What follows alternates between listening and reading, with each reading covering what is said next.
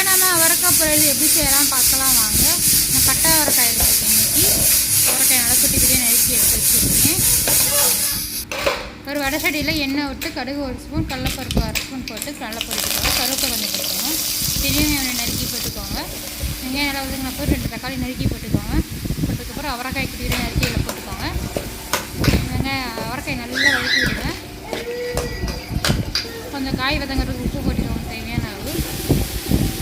1 spoon sambar தூள், 1/2 spoon மிளகாத்தூள், கொஞ்சம் மஞ்சள் எல்லாத்தையும் நல்லா கிளறி விட்டுக்கோங்க. உங்களுக்கு தேவையான எண்ணெயிலே வதக்கணும்னா கொஞ்சம் எண்ணெய் போட்டுக்கோங்க. நான் எண்ணெய் வதக்கும் தண்ணியிலே போட்டு எடுத்துட்டேன்.